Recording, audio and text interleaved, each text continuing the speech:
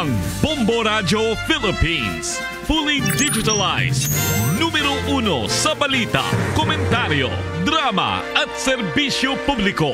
Bombo Radio Philippines. Bombo Radio Philippines. Ang inyong #1 at most trusted radio network in the country.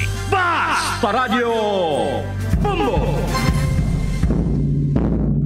This is Bombo Network News Evening Edition, broadcasting live at Bombo Radio Broadcast Center, Makati City, Philippines.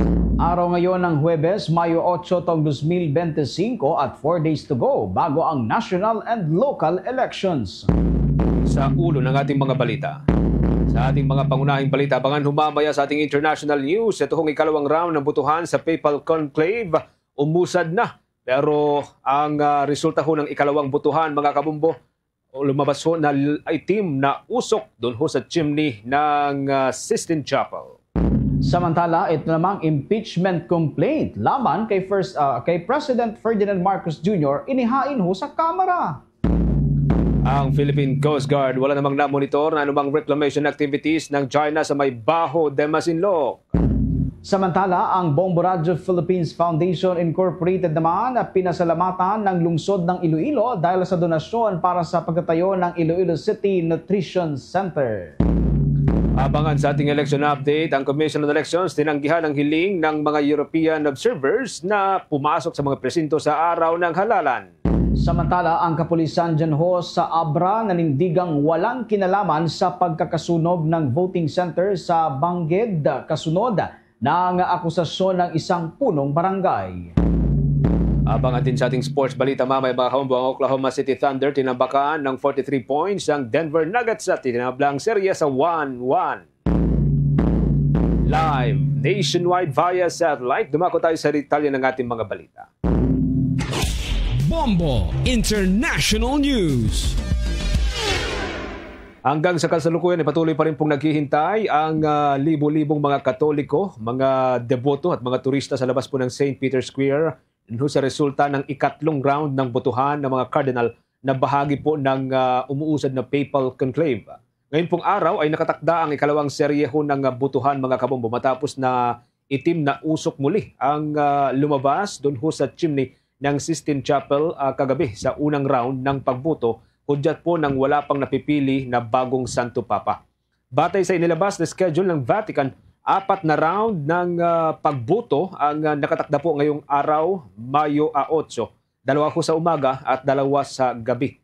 Inasahang alas 4:30 ho kaninang hapon sana ay malalaman na yung resulta ho ng pagboto. Ngunit inabot po ng hanggang sa alas 5:50 ng hapon nang lumabas po ang resulta at ito ay panibagong itim na usok. Meaning, wala pa pong napipili na bagong Santo Papa na papalit mga kabombo kay Pope Francis. Mula alas 4:30 po, inaasahan pang masusundan ito kagad ngayon pong alas 6 ng gabi. Kaya ito po yung patuloy na inaabangan o inaabangan ng mga kababayan po natin at ganoon din yung mga turista, mga deboto na naroon sa may St. Peter's Square. Samantala, sa iba namang mga balita dito sa ating bansa, inihain sa Kamara ang isang impeachment complaint laban kay Pangulong Ferdinand Marcos Jr. Ang naturang reklamo ay nagmula sa dating nagsilbi bilang chairman ng National Youth Commission at appointee dating Pangulong Duterte. Nakaangkla ang reklamong ito sa muloy pagpayag ng Pangulong Marcos na mai-transfer si dating Pangulong Rodrigo Duterte na isa ring Filipino citizen sa mga dayuhan. Ito ay ayon sa kopya ng complaint ay hayagang paglabag umano sa nilalaman ng Article 11 ng 1987 Constitution o Accountability of Public Officials. Malalang si Cardema ay dating nagsilbi bilang chairman ng National Youth Commission noong panahon ng dating administrasyon. Ito ang unang impeachment complaint na inihain laban kay Pangulong Marcos. Sa iba pang mga balita mga kabombo, doon lumago ang ekonomiya ng Pilipinas sa unang quarter ng 2025 ayon sa Philippine Statistics Authority. Ito ay sa gitna na nakitang paglago sa mga serbisyo, industriya at maging ang sektor ng pagsasaka. Ayon kay Philippine Statistics Authority Chief at National Statistician Claire Dennis Mapa, ang gross domestic product o ito yung halaga ng goods and services na na-produce sa naturang period ay lumago ng 5.4%. Ito ay mas mataas kumpara sa revised growth rate na 5.3% noong huling quarter ng 2024. Pakinggan po natin ang bahagi ng pahayag ni Dr. Mapa. Ang Gross Domestic Product o GDP ng Pilipinas ay nagtala ng pagtaas na 5.4% sa unang quarter ng taong 2025. Ito ay mula sa naitalang 5.9% sa napagtaas sa parehong quarter noong nakalipas na taon. Sa naitalang pagtaas ng GDP na nasa 5.4% sa unang quarter ng taong 2025, ang services ay nagtala ng may pinakamataas na contribution na mayroong 3.9 percentage points. Ito ay sinundan ng industry na nakakapag-contribute ng 1.3 percentage points at agriculture, forestry and fishing na nakaambag ng 0.2 percentage point. Paliwanag po yan ni Dr. Dennis Mapa, ang national statistician ng ating bansa. Ang gross domestic product growth rate sa unang 3 buwan ng 2025 ang pinakamabilis na paglago na naitala simula noong ikatlong quarter ng 2024, kahit na mas mabagal ito kumpara sa 5.9% growth na naitala noong unang quarter ng 2024. Umabot naman ang halaga ng ekonomiya sa 5.47 trillion pesos sa naturang period. Samantala, sinabi naman ni Department of Economy, Planning and Development Undersecretary, ito yung dating National Economic and Development Authority mga hombo, si Undersecretary Rosmarie Edilion, na kailangang trabahuin ng mapataas ang gross domestic product ng bansa ng hanggang sa 6.2% sa nalabing 3 quarter ng kasalukuyang taon para maabot ang growth target ng gobyerno na hanggang sa 6% hanggang sa 7%. Kuha pa tayo ng mga balita naman mula sa ating mga kasamahan. Itong posibilidad ng malawakang power blackout sa darating na halalan hindi isinasantabi ng National Bureau of Investigation. Samantala, ito namang sinalakay na fish pen sa maaaring may mas malalim na banta naman sa seguridad ng ating bansa. Alamin natin ang buong detalye, may pag-uulat si Bombo Grantilario. Inihayag ng National Bureau of Investigation na hindi nito isinasantabi ang posibilidad ng malawakang power blackout sa nalalapit na national event o ang midterms election. Ito mismo ang ibinahagi ng kanilang tagapagsalita na si spokesperson Regional Director Ferdinand Lavin sa isang pulong balitaan kasunod ng pagsalakay sa fish pens na matatagpuan sa Suwal, Pangasinan. Ayon sa kanya, hindi malabong mangyari ito at tuluyang maapektuhan o masabotay ang operasyon ng Suwal Power Plant na siyang isa sa mga pinakamalaking nagsusupply ng kuryente sa bansa. Paliwanag kasi niya na maaaring may mas malalim na implikasyon sa pambansang seguridad ang iligal na operasyon ng mga fish pens na matatagpuan kalapit lamang nito. This is not your ordinary rescue operations.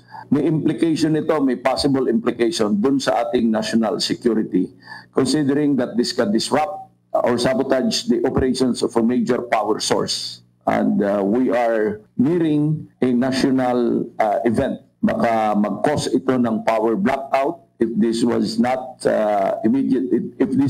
immediately acted upon. Naninigurado lang si Director, this is in keeping with the President's directive to safeguard our national security interests. Dagdag pa rito, patuloy ang sinasagawang investigasyon ng kawanihan dahil sa bantang makompermiso ang operasyon ng naturang power plant kung saan ipinaliwanag ni spokesperson Lavin na ang mga daang-daang fish cages ay posibleng makaapekto sa cooling off system na kinakailangan ng planta. Aniyay, kung magkataon na hindi ito naagapan ng kawanihan ay maaaring magresulta sa malawakang pagkawala ng kuryente sa buong Luzon. Our Suwal Power Plant is a major power source for Luzon. At ang operational environment na kailangan dito is very clean seawater. And if the operational environment is compromised intentionally or unintentionally by the operations of this, then it can lead to a power disruption dito sa Luzon. Kaya naman dahil dito, mariin pang inihayag ng kawanihan na kanila itong hindi pagsasawalang bala, lalo pat may implikasyon sa pambansang seguridad. Ayaw nating magsisiyan pagdating ng panahon. Ang cover lang pala ay what we see on the surface as an ordinary business, but malalim tinitingnan namin ng how it impacts on our national security interests. Para sa Davao 2025 coverage ng Bombo Radio Philippines, Bombo Grantilario nag-uulat para sa the number 1 and most trusted radio network in the country, Basta Radio, Bombo! 10 minuto mga kabombo makalipas ang alas 6 ng gabi. Walang namonitor ang Philippine Coast Guard na anumang construction o reclamation activities ng China sa may Bajo de Masinloc o ito'y kilala sa tawag din na Scarborough Shoal.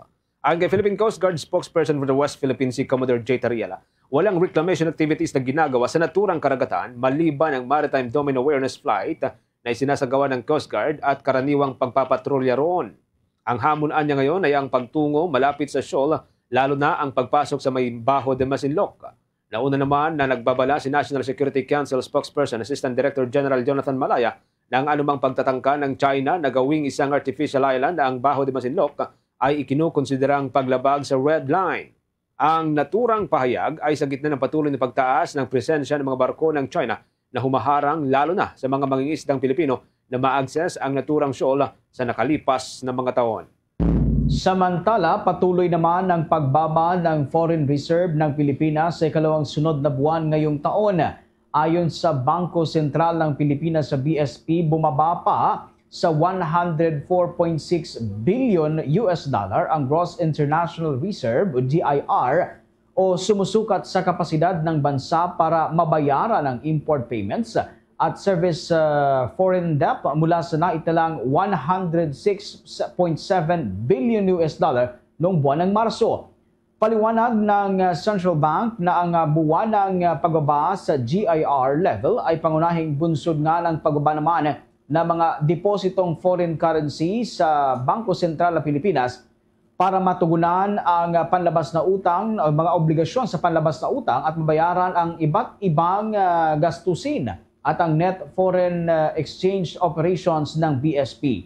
Sa kabila nito, sinabi ng Central Bank na ipinapakita ng bagong GIR ang malakas na external liquidity buffer na katumbas ng 7.2 months na halaga ng imports of goods, payments ng mga serbisyo at primary income gaya ng mga kinikita ng mga overseas Filipino workers at kita naman mula sa mga pamumuhunan ng Pilipinas sa ibang bansa. Nakikita ang GIR na sapat kung kayang matustusan ang 3 buwan ng halaga ng imports of goods ng bansa, payments of services at primary income. Sa iba pang mga balita sa oras na ito, nadakip ho ng mga otoridad ang 2 Chinese national dahil sa pagkakabit ng mga surveillance devices sa lalawigan ng Bulacan. Ayon yan sa Philippine National Police Criminal Investigation and Detection Group o PNP-CIDG. Sa isang pahayag, inihayag ho ng pulisya na natukoy ang naturang mga dayuhan na sina alias Feng at Shi na kapwa pinusasan na sa ikinasang entrapping operation kasama ang tauhan ho ng CIDG Bulacan Field Unit at Presidential Anti-Organized Crime Commission PAOK umaga ng Miyerkules sa may Barangay Sabang sa Baliwag. Nasamsam ng mga otoridad mula sa mga dayuhan ng isang International Mobile Equipment Identity catcher, motherboard at antena, internet router, metal box battery at 2 inverters. Ayon ho sa CIDG, ang nabanggit ng mga device ay may kakayahang ma-intercept, ma-store at magamit ang mga nakuhang impormasyon mula sa iba't ibang communications equipment, partikular na sa mga cellphone.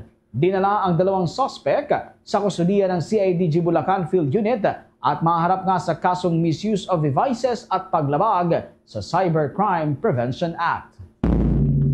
Sa iba pang mga balita, pinatawan na ng perpetual disqualification from public service itong si Patrolman Francis Steve Fontillas, ang pulis na bumatikos sa naging pag-aresto kay dating Pangulong Rodrigo Roa Duterte. Naglabas ng desisyon ng National Police Commission matapos ang serye ng mga investigasyon at deliberasyon at tuluyang dinismiss ang bagitong pulis dahil sa iba't ibang kadahilanan. Kinabibilangan ito ng grave misconduct, conduct unbecoming of a police officer, at disloyalty to the government of the Republic of the Philippines. Sa isinagawang unbanked deliberations, naging unanimous ang boto ng mga NAPOLCOM officials laban kay Fontillas. Gayit naman itong si National Police Commission Vice Chairperson at Executive Officer Rafael Vicente Calinisan. Ang naunang pag-resign nitong si Fontillas ay hindi nagpapawalang sala sa kanya sa administrative at criminal cases na kanyang kinakaharap habang siya pa ay miyembro ng Philippine National Police. Maalalang nag-resign ng kontrobersyal na pulis ilang linggo matapos na hayagang batikusin sina Pangulong Ferdinand Marcos Jr. at maging ang pambansang pulisya na kanyang kinauugnayan dahil sa pag-aresto sa dating Pangulo. Kinalaunan, binatikos din niya sina Philippine National Police Chief, Police General Romel Francisco Marbil, Criminal Investigation and Detection Group Director Major General Nicolas Torre III at Philippine National Police Spokesperson Brigadier General Jean Fajardo. Umaasa naman si Kalinisan na magiging warning ito sa mga pulis. Gate po ng NAPOLCOM Chief, istriktong ipapatupad ang no politics policy sa unipormadong hanay. The Vote 2025, the Bombo Radio Philippines Elections Coverage. Tumutok, makinig, alamin, mga kabombo. Isa na namang makasaysayang halalan ang ating tututukan. Sa Mayo 12 ngayong taon, buong bayan muling magpapasya para sa kinabukasan ng ating bansa. Mula sa 32 fully digitalized AM at FM stations ng Bombo Radio Philippines. Ihahatid namin ang pinakabago, pinakamainit at pinakakomprehensibong balita na may kaugnayan sa pambansa at lokal na halalan. The Vote 2025, the Bombo Radio Philippines Elections Coverage. The #1 and most trusted radio network. Basta Radio Bombo! Para naman sa mga balita na may kaugnayan sa nalalapit na halalan ngayong taon, ang Commission on Elections tinanggihan ang hiling ng mga European Union observers na pumasok sa mga presinto sa araw ng eleksyon. Alamin natin kung bakit sa pag-uulat ni Bombo Isa Cotoner. Bombo Genesis, Bombo Victor, tinanggihan ng Commission on Elections ang hiling ng European Union Election Observation Mission na papasukin ng kanilang mga observers sa mga polling precincts sa araw mismo ng botohan upang makausap din nila ang mga electoral board members. Sinabi ni Commission on Elections Chairman George Erwin Garcia na pumunta sa kanilang tanggapan ng Chief Observer upang i-request na papasukin sila sa mga presinto. Agad naman itong tinanggihan ng poll body dahil malinaw sa Omnibus Election Code na ang maaari lang makapasok ng presinto ay ang electoral board members, support staff, mga botante at mga watchers. Dagdag pa ni Garcia, sinabi rin sa kanila ng international observers na kung hindi sila payagan, posible itong lumabag sa international standards ng mga international observers. Kaugnay niyang pakinggan natin ang pahayag ni COMELEC Chairman George Erwin Garcia. Uulit ko rin po, meron na tayong more or less mga 30 na mga guro. Kahapon po, ang European Union ay pumunta sa amin sa COMELEC. Humihingi po sila at nagsasabi na sila ay papasok sa bawat munisipyo ng aming mga paaralan. Sa totoo lang po, wala naman kami problema. Winelcome po natin yung pulang-pulang na 300 na miyembro ng European Union. Sinasabi po nila na kapag sila ay hindi pinayagan, it might violate the international standards on the observation mission. And it might compromise the more than 20 years ng observation mission ng EU. Ang inyong likod nagsabi sa kanila na hindi pwede ang pagpasok ng kahit na sino nang wala doon sa enumeration ng ating batas. Sinabi po natin firmly hanggang sa medyo, alam nyo na, medyo dumako ang usapan sa masigli ng usapan. Ang sinabi ko, I will discuss the matter to the NBank. Nanindigan naman ang poll body na hindi sila maaaring makapasok sa loob ng mga presinto at ani ni Garcia sa mga observers na kailangan sundin ang batas na umiiral dito sa bansa patungkol sa halalan. Anya, kung ipipilit nila ito, igigit din ng poll body ang batas para sa eleksyon na dapat nilang sundin. Handa rin ang komisyon na harapin ang kakahinatnan nito, hindi na lang pagpayag sa mga European Union sa magiging observation report nila para sa COMELEC. Kaugnay niyang pakinggan natin muli si COMELEC Chairman George Erwin Garcia. Kaya ko po ito nasabi, because there seems to be a conflict now between what they believe is their mandate doon sa kanila pong observation mission and what we believe should be the application of our laws. Natandaan po ng lahat, the COMELEC will always implement and stand firm on the implementation of our laws. Siguro naman po maliwanag na maliwanag, as between their own laws or guidelines, the Philippine law must always prevail when it comes to the conduct of the election. At pinakita po natin doon sa sulat sa kanila na yung ini-invoke nila ng mga international standards, sinabi nila sa pag-agreement nila sa atin that they will always recognize the laws of this country, that they will always recognize the sovereignty of this country. And therefore, we are invoking that. We are invoking the sovereignty of this country and we're invoking Philippine. Ang European Union observers ay nasa bansa ngayon dahil na rin sa imbitasyon ng pamahalaan at nandito sila para tignan ang mangyayaring halalan sa Mayo 12. Magtatagal sila sa bansa hanggang Hunyo. Mula sa lungsod ng Maynila, Bombo Isa Cotoner para sa The Vote 2025 coverage ng Bombo Radio Philippines, the #1 and most trusted radio network in the country, Basta Radio Bombo! Oras natin mga kabombo, meron na ho tayong 21 minutes makalipas ang alas 6 ng gabi. Update ho tayo mula dyan sa may Roma, kasabay pa rin po ng patuloy nating paghihintay sa nagpapatuloy po na butuan at ito pong susunod na magiging lider ng Simbahang Katolika o susunod na magiging Santo Papa papalit kay Pope Francis. Kasama ho natin si Father Gilbert Kiki mula ho sa may Roma, sa may Italia mga kabombo para ho makibalita at alamin na rin po natin yung mga obserbasyon po niya na nagpapatuloy pa rin po na Papal Conclave. Magandang gabi po sa inyo. Magandang gabi dito po sa Pilipinas. I understand na magandang umaga po dyan sa may part ng Italia ho ngayon. Kamusta ho kayo, Father Gilbert? Kamusta ho yung obserbasyon po ninyo? Nasunod ho ba yung mga nakaprograma para ho sa conclave o meron po kayong mga nakita na ilan ng mga pagbabago dito, Father? Sa obserbasyon ko po, malinaw na nasunod yung inaasahang magaganap para sa conclave. Una yung pagdaraos ng Misa Pro Elegendo Romano Pontefice o Misa sa Basilica de San Pietro para sa paggalan ng Santo Papa kahapon ng umaga. So yung nagbisa po o yung pinanguluhan po yung ang misa ni Cardinal Giovanni Battista Re, ang Pangulong Cardinal dito sa Roma. Nagbigay siya ng kanyang magandang homilya bilang gabay para sa mga botanteng kardinal. So ayon sa kanya, naway matandaan ng mga kardinal na isaalang-alang ng Espiritu Santo bilang pangunahing puwersa at inspirasyon sa kanilang pagdarasal at pagtuunan ng pansin ang kahalagahan na matupad ang tinatamong kapatiran o communion bilang pakikipagtungo ng mga obispo sa Santo Papa o ang pakikipagtulungan, pakikipag-ugnayan ng simbahan sa mga hangarin ng sangkatauhan sa pagpili nila sa ihahalal nila na bagong Santo Papa na ayon din kay Cardinal Re na yung Santo Papa may totoong puso ng pagmamahal, pag-aalala at pagkalinga, hindi lamang para sa simbahan, kundi na rin para sa sanlibutan. At saka pagkahapon, idinaos din ng matiwasay yung banal na ritual na pagpasok sa conclave, yung panunumpa ng mga kardinal bago simulan ang butuhan. So masasabi ko pong nasunod ng maayos yung programang inaasahan para sa simulan ng conclave kahapon.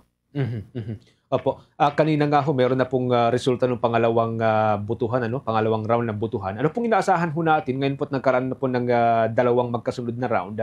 Ilan pa po kaya yung susunod po na voting at hanggang kailan po kaya ito, Father?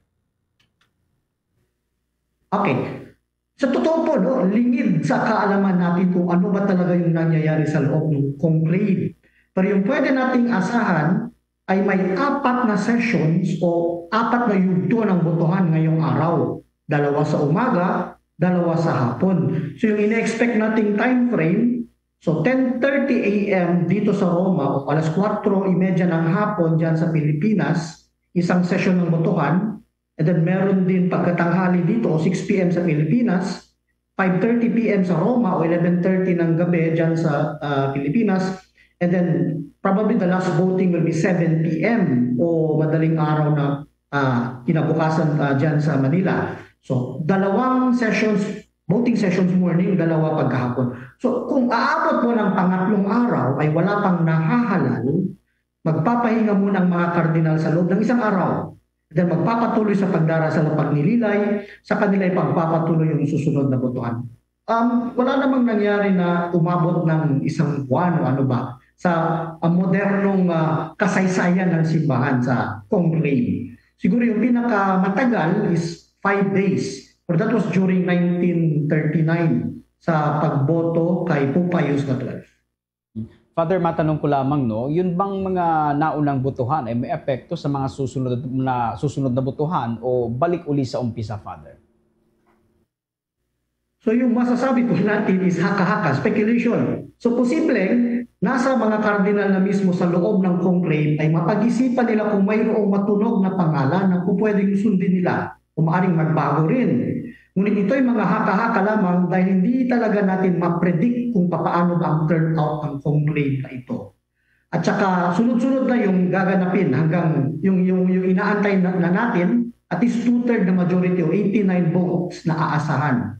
Kung for example, sa first round of voting ngayong umaga o second round, so maaabot na yung 2/3, so automatic yan, ang lalabas na usok ay puti. And then itutunog na yung kampana ng San Pietro.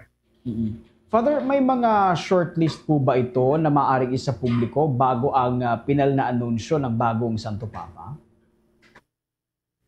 So yung sinusunod po ng simbahan ng tinatawag na Saligang Batas o Apostolic Constitution ng botohan, which is entitled Universi Dominici Gregis, na ipinatupad ni Pope John Paul II noong 1996. So ayon sa Saligang Batas na ito, sinusunod bilang alituntunin sa paghalal ng Papa, so hindi po pinapayagan ang pagpapalabas kahit ng shortlist.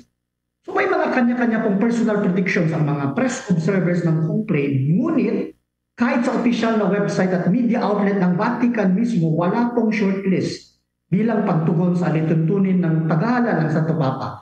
Dahil sagrado ang prosesong sinusunod, kailangan pong respetuhin natin ang mga nakasaad na alituntunin. So malalaman lang natin po kung meron ng Santo Papa, again, kapag puting usok nang lumabas galing sa Sistine Chapel.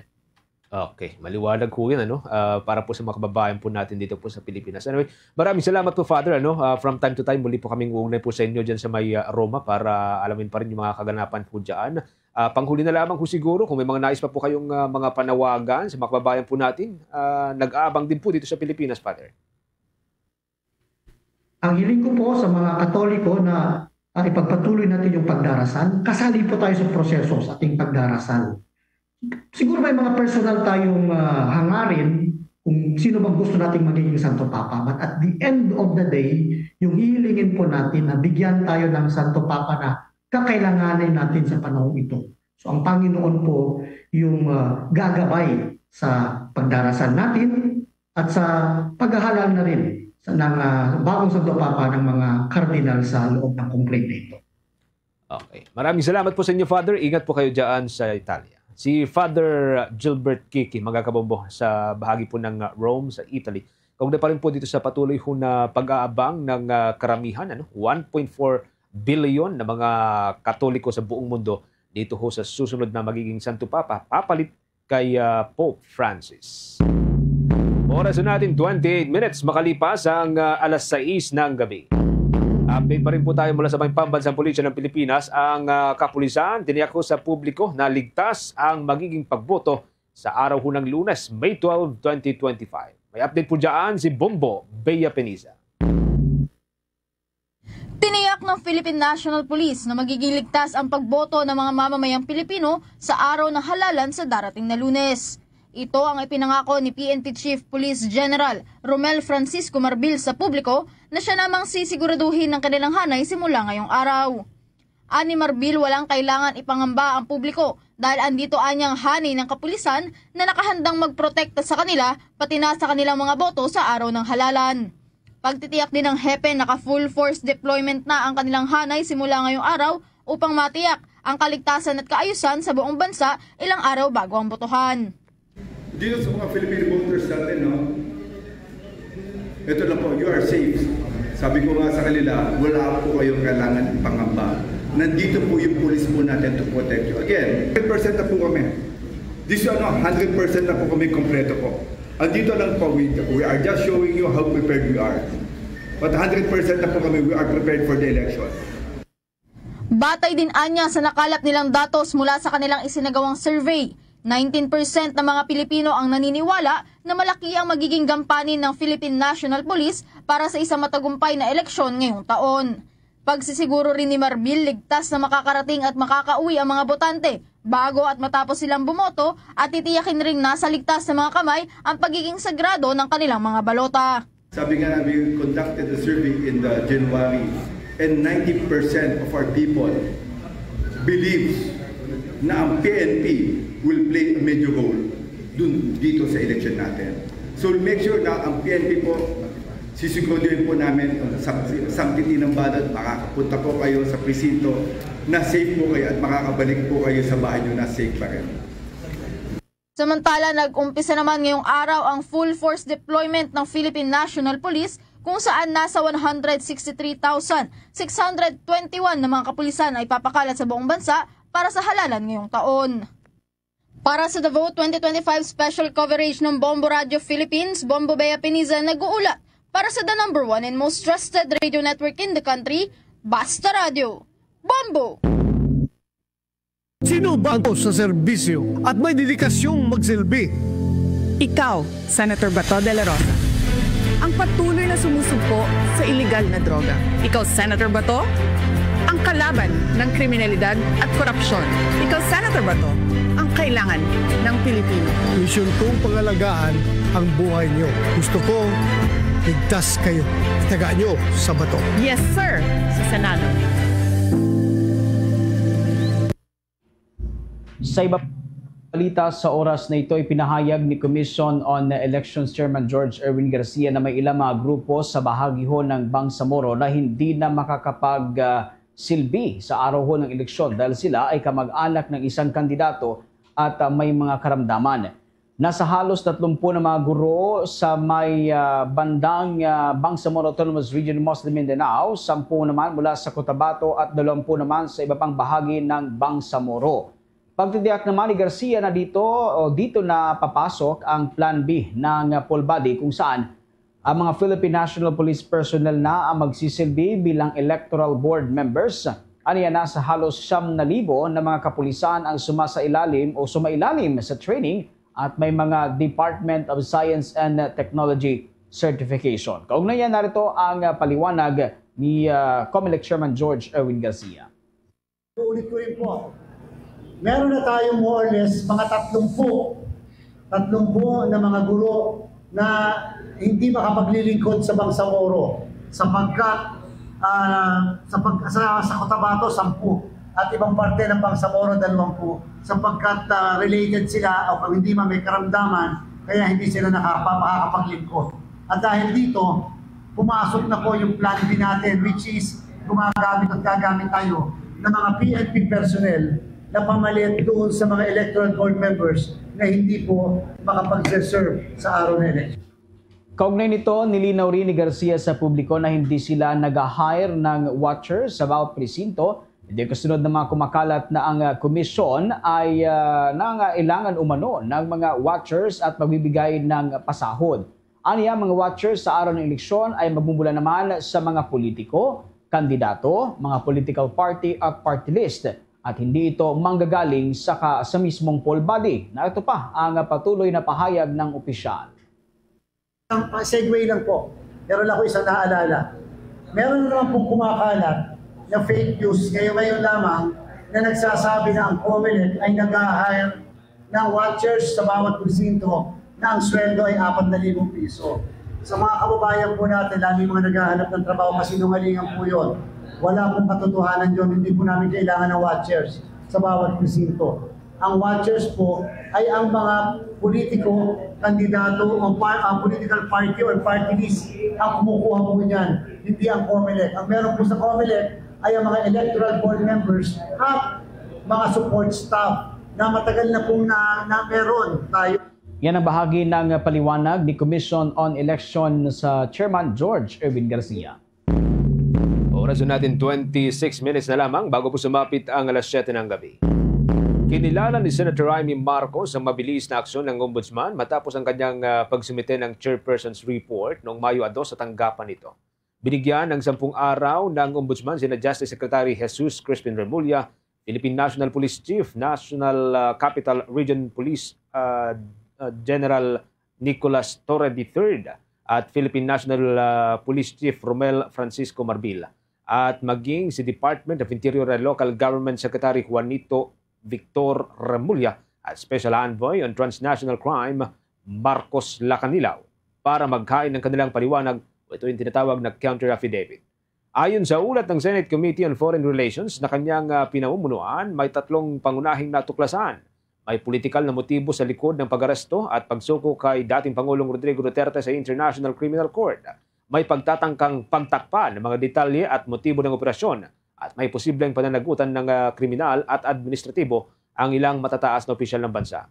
Hindi pa isinasara ng senador ang investigasyon dahil sa patuloy na paglutang itong mga katanungan kabilang na kung sino-sino ang nag-utos ng pag-aresto at paglipat doon sa may The Hague at kung paano nakuha ang eroplanong ginamit sa operasyong ito. Nanindigan din ng senadora na patuloy niyang isusulong ang katotohanan at pananagutan ng sinumang lumabag sa batas sa ngalan ng politika. Samantala, inilunsad ng National Citizens Movement for Free Elections o NAMFREL ang Operation QR Count 2025, isang pamaraan kung saan maaaring independent na ma-verify ng publiko ang mga naipadalang resulta ng halalan sa pamamagitan ng pag-scan ng mga QR codes mula sa election returns. Ang NAMFREL 2025 app na maaaring ma-download ay nagbibigay daan sa mga mamamayan upang mag-ambag sa proseso ng verifikasyon sa pamamagitan ng kanilang mga smart devices at internet.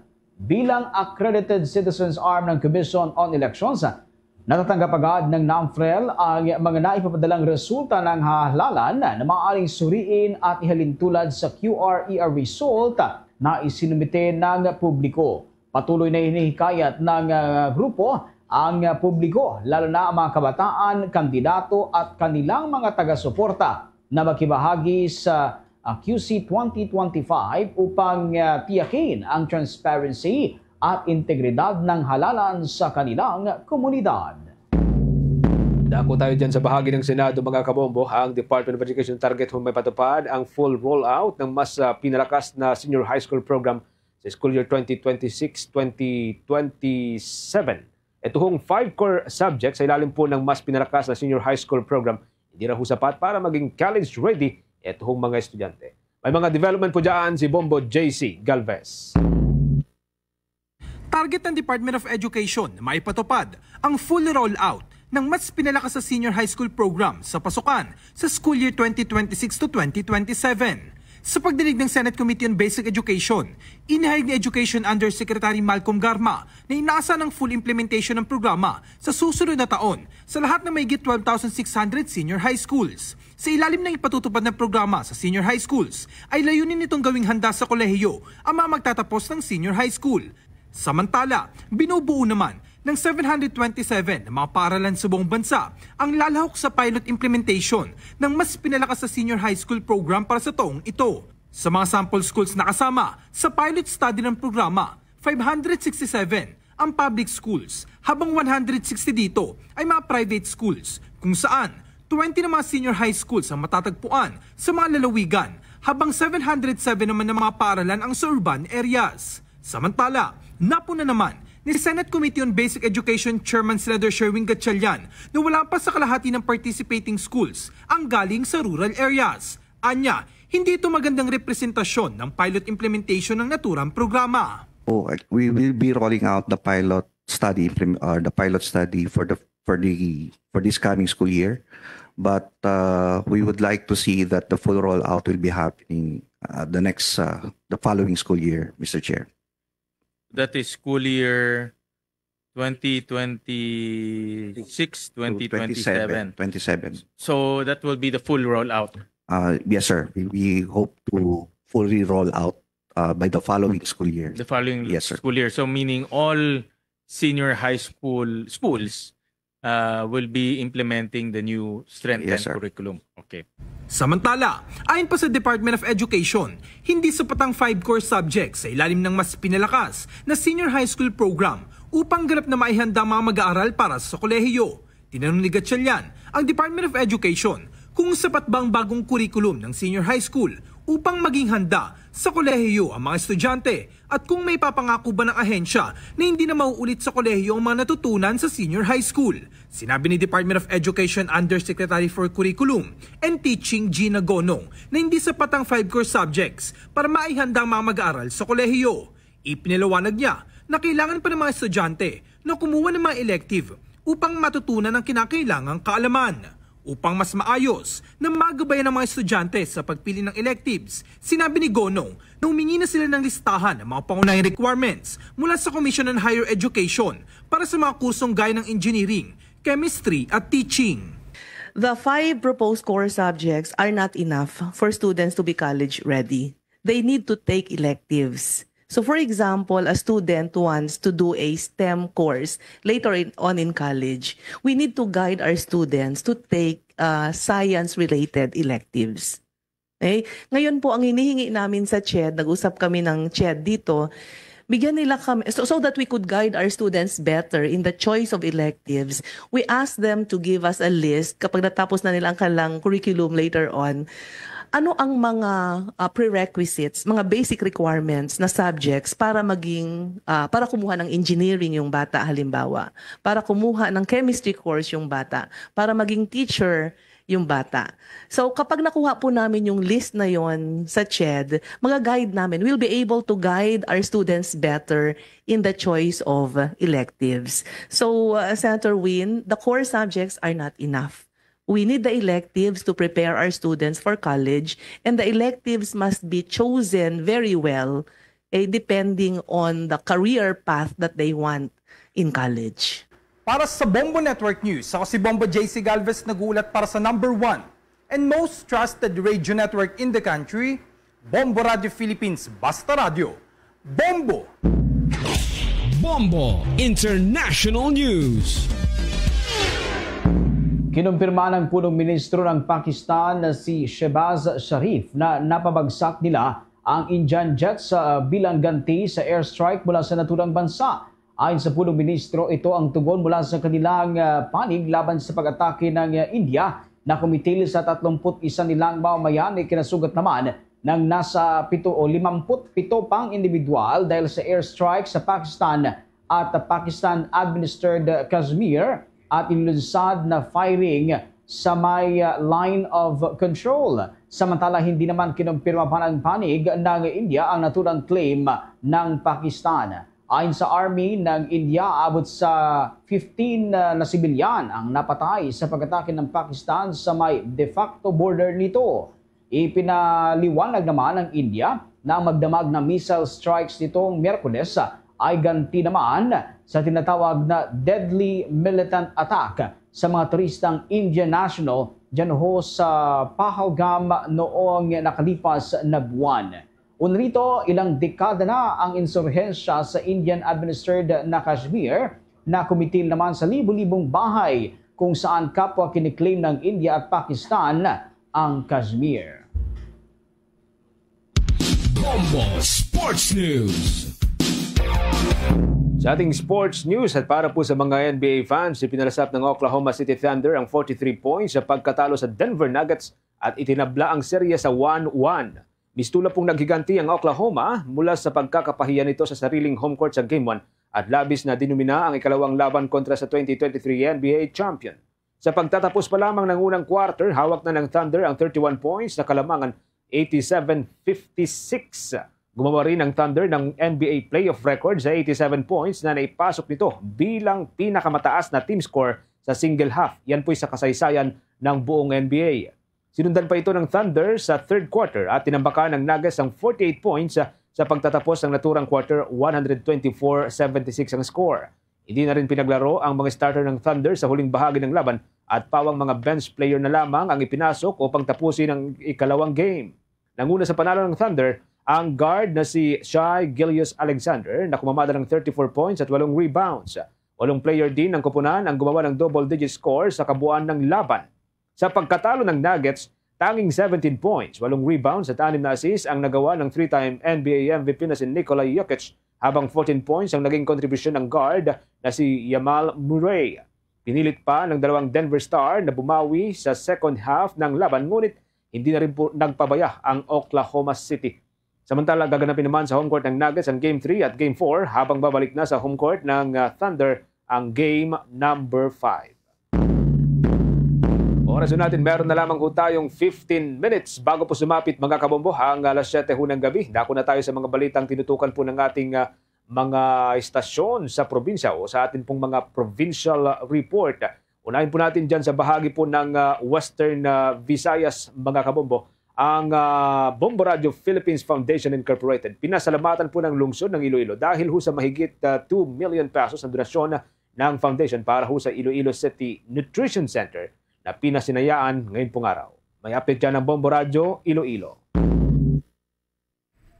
Nagapabot ng taus-pusong pasasalamat ng Iloilo City Government sa Bombo Radio Philippines Foundation Incorporated kasabay ng inaugurasyon ng Uswag Nutrition Center. Ang nasabing proyekto ay may layuning suportahan ng lungsod na masolusyonan ang problema sa malnutrisyon sa mga bata at sa mga buntis. Napag-alaman na nagbigay ang Bombo Radio Philippines Foundation Incorporated ng mahigit sa 2 milyong pisong donasyon para makabili ang lungsod ng mga equipment na gagamitin sa loob ng Nutrition Center. Ang pasilidad ay tinuturing na first of its kind na sinimulan ng local government unit para sa produksyon ng Enhanced Nutriban o E-Nutriban at ibang nutritious complementary feeding mixes. Sa mensahe ni Dr. Rogelio Florete Sr., chairman ng Florete Group of Companies, kasabay ng inaugurasyon, sinabi nito na ikinararangal ng Bombo Radio Philippines Foundation Incorporated na maging partner ng city government sa kampanya upang mapangalagaan ang kalusugan ng mga Ilonggo. Ayon kay Dr. Florete, ipagpapatuloy ng Bombo Radio Philippines Foundation Incorporated na suportahan ang ayon sa kanya isang noble project ng city government. Today, we stand witness and we would like to broadcast around the world. As the mayor said, this is the first in the Philippines. We should be proud of that. And the Florete Group is happy to be considered a partner of this endeavor. With so much pride and pleasure, the Florete Group will continue to serve, will continue to support this noble project. Si Dr. Rogelio Florete Sr. ang chairman ng Florete Group of Companies. Narito naman ang bahagi ng pahayag ni Iloilo City Mayor Jerry Triañas sa pasasalamat nito sa Bombo Radio Philippines Foundation Incorporated. Gusto ko i-acknowledge ang private sector partner. This is a tripartite agreement between the city government, DOST, and Florete Foundation, represented by the chairman, Emeritus, si Chairman Dr. Rogelio Florete Sr. Si Iloilo City Mayor Jerry Triañas. Para sa Bombo Network News, ito si Bombo Ayan Gahete. Para sa number 1 and most trusted radio network in the country, Bombo Radio Philippines. Basta Radio! Bombo! Samantala, ito namang Abra Police nanindigang walang kinalaman sa pagkakasunog ng voting center dyan ho sa Bangged, kasunod ng akusasyon ng isang punong barangay doon. Alamin natin ang buong detalye, tinutukan niya ng Bombo Radio Baguio. Nanindigan ang kapulisan ng Abra na wala silang kinalaman sa pagkasunog ng isang voting center sa Bangged, Abra. Kasunod ito ng akusasyon ng isang punong barangay sa kanyang Facebook live stream kung saan sinabi niyang isang miyembro umano ng kapulisan ang nagsunog sa Dangdangla Elementary School sa Bangged, Abra madaling araw kahapon. Ayon sa Abra Police Provincial Office, wala silang motibo upang sunugin ang nasabing pasilidad, lalo na't isa itong institusyong pang-edukasyon na kanila ring binabantayan upang masiguro ang seguridad para sa nalalapit na halalan. Sa ngayon, patuloy umano nilang iniimbestigahan ang insidente upang matukoy kung sino ang responsable. Kaugnay nito, inihayag ni Attorney Raymond Sulbita, Election Officer ng Commission on Elections Bangged, na magagamit pa rin ang Dangdangla Elementary School bilang isa sa mga voting precinct sa darating na halalan dahil may 2 silid-aralan na hindi nasunog. Ayon sa kanya, hindi naging hadlang ang insidente dahil matagumpay na naisagawa ang final testing at selling ng mga automated counting machines sa Bangged, Abra kahapon. Idinagdag pa ni Sulbita na dadalhin ang mga automated counting machine sa mga voting centers sa Lunes ng madaling araw. Samantala, muling nananawagan si Sulbita sa lahat ng kandidato sa Bangged, Abra na isa sa mga lugar na nasa orange category na huwag maging mainitin ang ulo at panatilihin ang katahimikan upang maayos na may sagawa ang nalalapit ng 2025 national at local elections. Nananawagan rin ang nasabing opisyal sa mga botante na huwag matakot bumoto sa darating na halalan. 4 na araw na lang bago ang election natin dito sa Bangged at gusto ko sanang sabihin sa lahat na kalmado lang. Walang mainitin ang ulo para peaceful at orderly ang elections natin.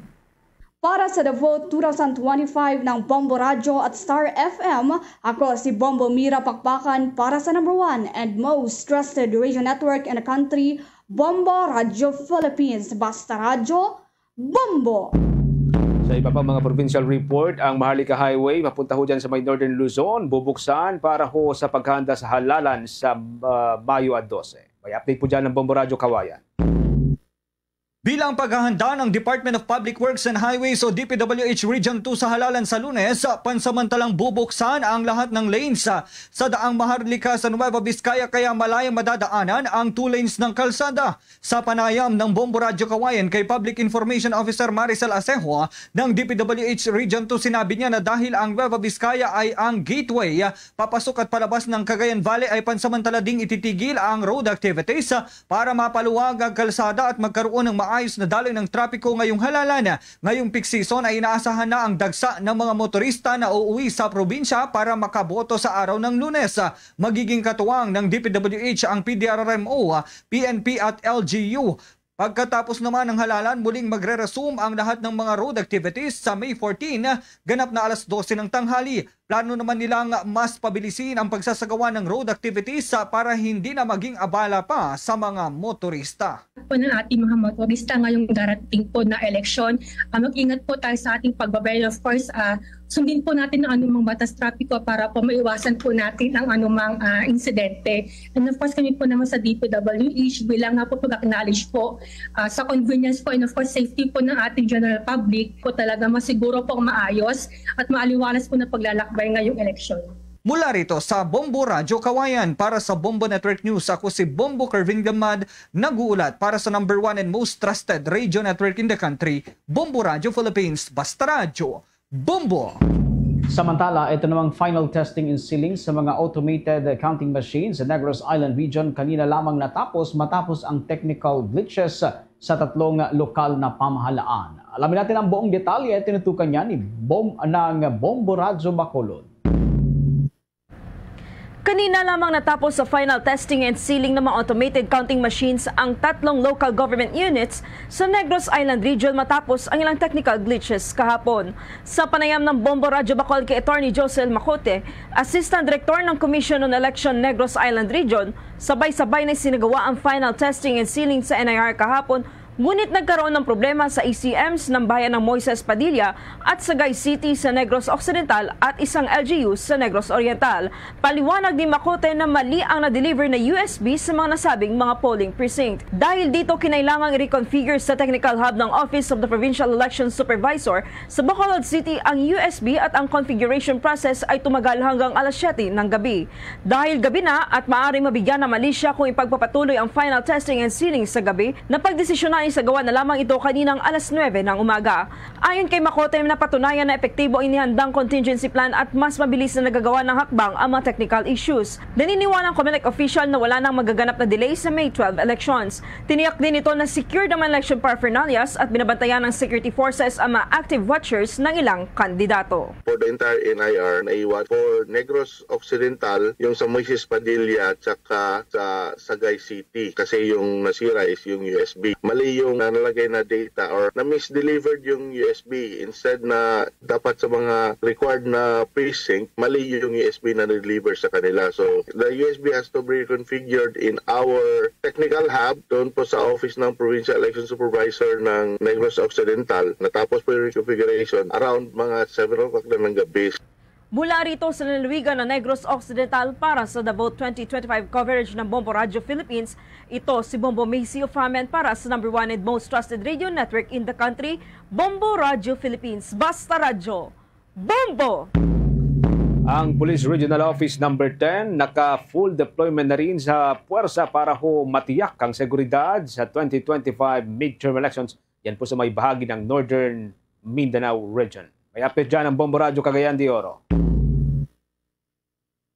Ikinalat na ng Police Regional Office 10 ang full deployment ng puwersa upang siyakin makuha ang pangkalahatan na katiwasayan at katahimikan sa palapit na May 12 election sa Northern Mindanao. Sa panayam ng Bombo Radio, inihayag ni Pro 10 spokesperson Major Joan Navarro na nasa higit 12,000 na kapulisan ang nakakalat sa 5 probinsya para makamtan ang kautusan ni PNP Chief General Romel Marbil na makuha ang zero violence sa mismong araw ng halalan ng bansa. Sinabi ni Navarro na maliban sa higit 9,000 pulis na nagsilbing security detail sa kasagsagan ng halalan, na ilatag na rin ang ibang 3,000 pa na mga pulis upang magsilbing Special Election Board members. Magugunitang nasa 100% ng handa ang buong hanay ng Pro 10 kasamang trupa ng 4ID at 1st ID Philippine Army na nasa loob ng Northern Mindanao para sa national maging local election sa darating na Lunes. 100% ready na po, no, sa pag-secure sa ating mga mamamayan, lalong-lalo na po pagbibigay ng seguridad sa lahat ng mga botante sa paparating na May 12, 2025 election. Tayo po ay bumoto at makakasiguro po kayo na you are safe and secure dahil andyan po ang inyong mga security forces. Mula Bombo Radio Cagayan de Oro, Bombo Junel Ukat para sa number 1 at most trusted radio network in the country, Bombo Radio Philippines, Bas Radio. Bombo! Ito po si Senator Tol Tolentino. Gumawa ng Tolentino Law para kilalanin ng buong mundo na atin ang West Philippine Sea. Kung payag kayong makuha ang Palawan, huwag akong iboto. Kung okay lang sa inyo maagaw ng China sa atin ang West Philippine Sea, huwag akong iboto. Kung pabor kayong maging bahagi ng China ang Pilipinas, huwag akong iboto. Pero kung ipaglalaban natin ang Pilipinas, iboto niyo po. Number 61 sa balota, Francis Tol Tolentino, Senador. Paid for by Senator Francis Tolentino, Barangay Tolentino East, Tagaytay City, Cavite.